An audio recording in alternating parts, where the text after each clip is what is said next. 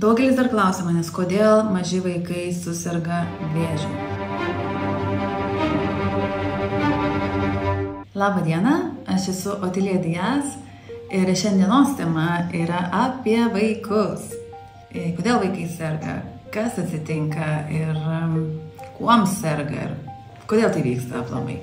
Tai pradėsime nuo to, kad vaikai yra mūsų atžalos, tai yra mūsų padidėjimas. Tai mes, kai įsigijam vaikų, iš tikrųjų mūsų erdvė praplatėja, mes padidėjam. Kai vaikai yra iki 14 metų, kol dar nesusidariusi yra asmenybė, jie realiai žiūri, jų tėvai yra pagrindinis pavyzdys. Ir toliau tas pavyzdys eina, bet pagrindinis pačioj pradžiai yra tėvai. Ir kai gimsta vaikas, kai gimsta kūdikis, jisai daugiau nieko nesupranta, tik tai savo gimdytojus. Ir žiūri į juos ir visiškai kopijuoja, absoliutus copy-paste yra, kopijavimas. Ir pavyzdžiui, jeigu netgi moteris, kuris skundžiasi gerklės skausmų, gerklės sausumu ir visą laiką krenkšti, tiesiog atsikosėt, atsikrenkšti reikia ten kažkokį tai padaryti garsą, tai jinai mato, kaip 3 metų berniukas jos tiesiog vaikšto ir lygiai taip pat kopijuoja tą tokį atsikremšimą gerklės. Ir čia yra, nors jam gerkliai nieko nėra. Tai čia dar yra geras pavyzdys tai, kad jisai neperėmė tos ligos, bet jau mokosi, kaip tą ligą pakopijuoti. Jau garsą išmoko, jau po truputį mokosi, kaip tą ir išjausti ir po truputį perimti ligą iš tėvų. Antras variantas būna, kai vaikai žiūri į tėvus ir kadangi vaikai labai myli tėvus, jisai tiesiog mato tos tėvus ir perima ligas. Perima, kad nori padėti tėvams ir perima ligas. Dar kitas variantas yra, kai tėvai labai žemina vaikus į kitą pusę. Kai tėvai, ta prasme, net rodo nemeilę tarp tėvų, tarp mamos ir tėvo. Ir tuo pačiu vaikas matydamas, kaip yra gyvenimas čia ant žemės, kaip jis atrodo, jis tiesiog kopijuoja. Aha, reiškia, jeigu yra pyktis, agresija, taip, reiškia, tai yra meilė. Tai prasme, nes vaikas gimęs, jisai nežino, kas tai yra, jisai nieko nežino, jis tiesiog ateina į patyrimą, va dabar žemė čia, ką aš čia darau. Tai labai labai svarbu tėvai, kaip kalba su vaiku, kaip elgiasi su vaiku, ką jiems sako. Kai tėvai sako vaikams, tu esi nereikalingas, tu esi nevėkšlas, tu nieko negali, nieko nesugebi ir panašių baisių žeminančių žodžių, vaikas tai priima kaip už tikrą pinigą, vaikas tai priima kaip tikrovę. Jisai tuo absoliučiai 100% patikė ir gaunasi, kad vaikas ir tampa tas nereikalingas, problematiškas, jisai gali tapti tas kaip neklaužada toksai, kuris daro problemas visur, nes jį taip vadina. Nes jį vadina, tu esi problema, tu čia gimėjai, padarai mums problemų ar panašiai. Ir kuo vadina tėvai vaiką, tuo jisai ir tampa. Ir tai labai labai stipriai stumia vaiką būtent į depresiją. Ir vaikai tikrai įeina į depresijas. Jie įeina į depresijas tada, kai pamato, kad tėvai labai stipriai pykstasi arba muša vienas kitą, arba muša moterį, muša mamą. Tada vaikai tai matydami, jie nesupranta. Pirmas dalykas atsitinka, kai prie hipnozėje įeiname į tą momentą, kiekvienas suaugęs nueina atgal į tą momentą su depresija, jisai mato, kad nesupranta, kas vyksta, kodėl turi jie mušti vienas kitą, kodėl taip meilė yra išreiškima, tai yra nemeilė. Ir to daugiau iškęsti nebegali ir nusprendžia tiesiog shut down, tai yra išjungti ir užpilti viską į juodą spalvą ir nebematyti to. Tiesiog nebereaguoti tai, kas vyksta, nes yra mažai širdelė tiesiog per skaudu pernešti visą šitą tėvų skausmą. Dar būna, kai vaikams vidurius paleidžia, pilvus paleidžia, diarėja, šitie dalykai arba vėmimas, šitie dalykai irgi taip pat gali būti nuo tėvų konflikto. Kai tėvai konfliktuoja, vaikams keičiasi viduje irgi energijos ir jie tiesiog nebegali kitaip. Jie viską išmetinėja ir savęs skausmą, kurį mato. Bet baisiausia, jeigu užpila viską su juoda spalva ir išjungia. Išjungia absoliučiai viską, kad tiesiog nejausti ir nematyti.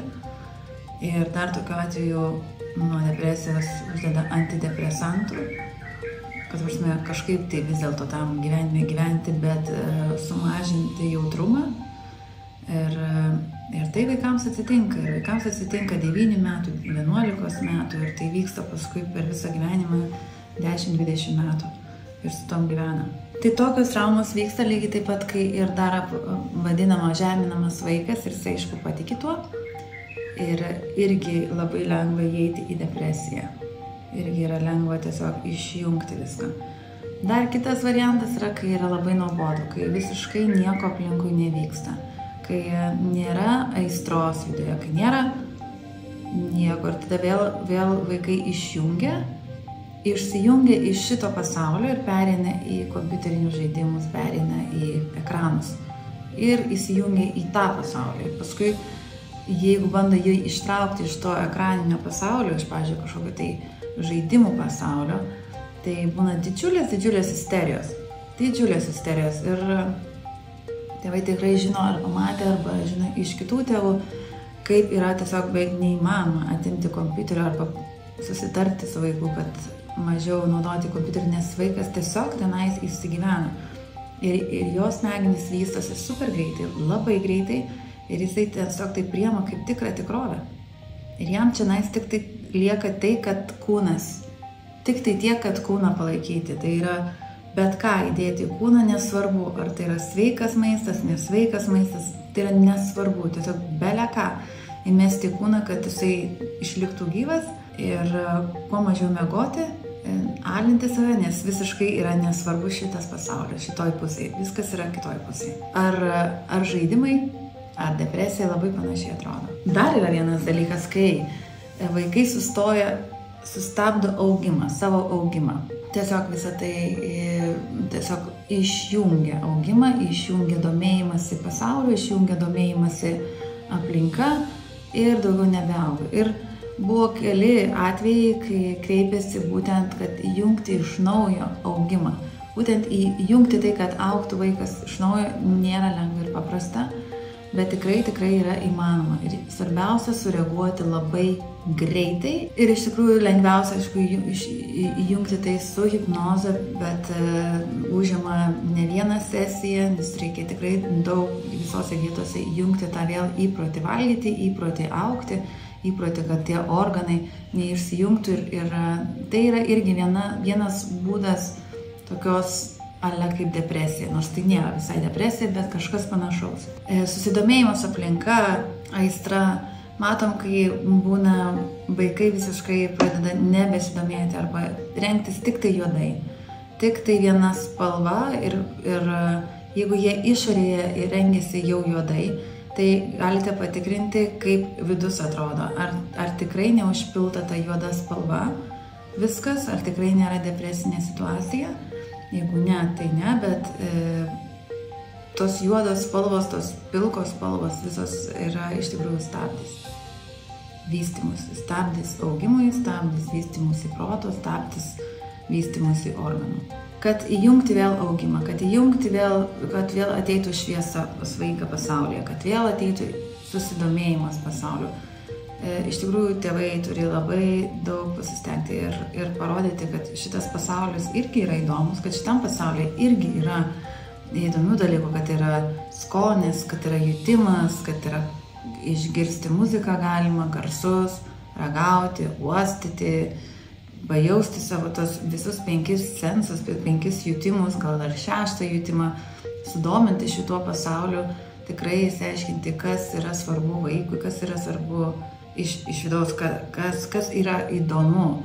Prisiminti, ką vaikai žaidė, ką tas vaikas žaidė anksčiau, kai buvo dar niekas nesvarbu. Ir tai labai padeda atgaminti ir vėl įjungti gyvenimą čia ant žemės, o ne kažkurioje erdvėje šalimais. Tai yra grįžimas į dabartį, į buvimą čia ir dabar, ant šito žemės, su visu kūnu, su viskuom.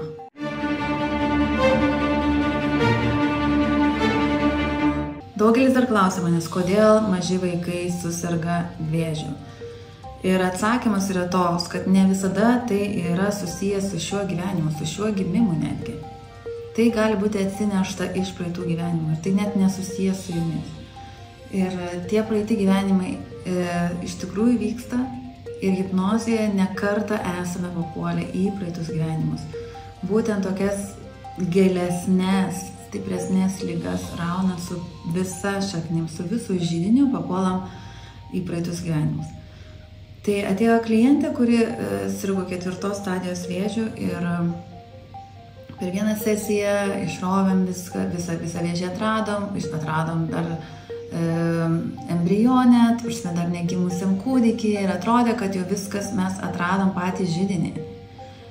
Bet baigėsi sesija, žmogus tikrai jautėsi geriau, bet man iš karto buvo meditacijoje atėjo tas tokia kaip vizija, kad ten dar ne pabaiga, dar giliau yra, tenais dar gilesnis variantas yra, ten dar giliau reikia eiti ir žiūrėti, kas tenais yra, dar ne viską mes išrovėm. Ir toksai jausmas ateina, kur tikrai toks intuicija, kad dar tenais ne viskas pasibaigė, nors atrodė, ir vėžys yra, jisai labai gudrus, jį labai taip atsargiai reikia žiūrėti ir tiesiai šviesiai pasitikėti juo irgi nelabai galime per gydymus. Tai susitikom dar kartą, ėjom į dar vieną sesiją, antrą sesiją ir tada žmogus papuolė atgal nuo tos vietos, kur yra embrionas. Nes atrodė, kad susikūrė vėžio ląstelė, pirmą kartą židinys yra embrionė. Bet kai mes nuėjome dar gilyn ir dar pasižiūrėjome, iš kur galėjo būti dar giliau tas vėžys, tai atėjo iš praeitų gyvenimų. Papuolė žmogus į praeitą gyvenimą, kur buvo tenais vyras, buvo piktas vyras, kuris taip daužė per stalą su kumščiu ir buvo labai piktas ir išnaudojo žmonės, tie žmonės vergavo jam ir jis buvo labai piktas ir visų rėkė ir visus gainiojo ir kontroliavo. Ir tokia vis tiek didelė neapykanta visiems žmonėms ir iš tikrųjų tas pats žmogus irgi buvo labai nelaimingas. Ir kai moteris grįžo atgal, jinai buvo labai nustebę, kad jinai pati sako, šiuo metu, šiam gyvenimą aš lygiai taip pat elgiuosi, lygiai taip pasiemu kamštį ir tiesiog trankau per stalą. Kai man kažkas tai nepatinka, aš trankau lygiai taip pat per stalą. Tai reiškia, tas vėžio pats židinys iš tikrųjų buvo visiškai kitam gyvenimui, visiškai nesusijęs dabar. Ir tik tai dabar aktyvavosi, tik tai šitam gyvenime, kuriam užgimė ir eina aktyvavosi, kažkas tai priminė. Būtent tą pačią vibraciją ir ta ląstelė pradėjo iš naujo vystytis. Tai todėl vaikams gali būti irgi tas vystytis iš naujo vėžys, kažkas užstrigina, kažkas tiesiog suvibruoja panašiai ir aktyvuojasi, pabunda tą ląstelę, vėžio ląstelę ir jinai pradeda daugintis. Tai tikrai tėvai nebūtinai žiūrėkite į save, kad tai yra būtent jūsų kaltė ar kažkokiu tai būdu, nes tai gali būti daug gilesnis dalykas ir tai daug platesnis dalykas būtent šitas vėžys. Dar labai norėjau pakalbėti apie tamsos baimę, kai vaikai bijo tamsos ir vaikai palikti būna tamsoje. Tai labai irgi atsargiai pasižiūrėkite, tėveliai, ar tikrai vaikas drąsiai miega, ramiai miega, ar tikrai nebijo tamsos. Nes kai bijo tamsos, vaikai turi super labai didelę lakę vaizduotę ir jie tamsoje gali matyti viską. Vilkus, raganas, drakonus, baisius dalykus ir tai įsivaizduoja absoliučiai kaip tikrą. Ir visiškai galima taip lygioj vietoj tamsoje tiesiog išsigąsti. Ir išsigąsti tiek stipriai, negaudami kažkokios paramos labai greitai ar šalia nėra, tiesiog yra miegas, visi miega. Jie gali tiek stagnuoti ir kūne, tiek įsitempti ir sukurti kažkokią ligą. Ir tokių yra variantų, kur tiesiog tamsoje. Bet dažniausiai tai būna ne tai, kad vien eina miegoti tamsoje, bet tai, kad dar būna palikti vieni namuose vaikai, galbūt kažkurį vakarą turi nueiti vaikai patys miegoti vieni arba vienas vaikas namuose ir tamsu, kažkas kažkur sujuda ir ta baimė nėra paprasta baimė, tai yra vaiko baimė, tai yra vaiko sukurta baimė ir jinai toliau tęsiasi per gyvenimą. ir stagnacija, ir netgi baimė sujudėti, baimė kažką daryti, netgi būna atidėliojimas atsiranda toksai, kad baimė judesiui. Nes jeigu pajudėsiu, tai kažkas irgi pajudės ir dar bus baisiau. Ir čia tokie atrodo mažiukai dalykai, mažos dalelės, bet jos susideda ir sukuria, po truputį dedasi, kaupiasi per 10 metų, 20 metų, 20 metų ir žmogus sėdi visiškai ligoje arba nerime, arba panikoje ir bijo gyventi. Tai gali prasidėti visiškai nuo to, kad atrodo visai nekalto dalyko. Tai tikrai tėvai labai atsargiai, ką kalbate vaikams, kokius žodžius vartojate, ką jiems sakote. Visą laiką pagirkite vaiką, pagirkite daug kartų, sakykite, aš tave myliu. Yra tikrai suaugusių žmonių, kurie ateina į hipnozę ir sako, aš nežinau, kaip mylėti, kaip pasakyti, aš tave myliu, nes tas žmogus realiai niekada negirdėjo to. O mano mama taip nesakė, mano tėvas taip nesakė, man reikia iš naujo tiesiog išmokti mylėti. Tai jūs įsivaizduokite kaip įsivaikintas vaikas. Tai įsivaikinkit naujai, naują įprotį, išmokti mylėti. Išmokstat mylėti ir tą įsivaikinate taip, lyg tai būtų jūsų. Kaip, pavyzdžiui, įsivaikina žmogus vaiką ir jį visiškai myli lygiai kaip savo vaiką. Tai čia taip pat. Įsivaikinimas, įsidėgymas šito naujo geno į save, kaip būtų jisai buvęs yra visais laikais. O tai, kad tėvai, ta karta, ir praeita karta, ir užpraeita karta buvo tikrai didelių sunkumų su meile, su išraiška meilės, nes buvo labai daug vargo, buvo labai daug karų viens po kito ir daug skausmo. Ir ne iki meilės buvo, o iki to, kad išgyventi. Dabar mes gyvenam kitose amžiuose, dabar mes mokomės kitaip mylėti. Atrandame daug informacijos, kur yra prieinama, internetas atsiradęs. Ir taip, daug žmonių gauna tas nerimus, gauna panikas ir įsitempimus, todėl kad tikrai labai daug informacijos dabar yra aplamai eteryje ir su ją reikia išmokti gyventi. Tai mes dabar mokomės. Ir labai svarbu perduoti vaikams visą tai jau išmokus, kad jiems nereikėtų irgi eiti dar kartą tokio pačio kelio kaip mums. Tai gražios dienos ir iki pasimatymo sekantį kartą.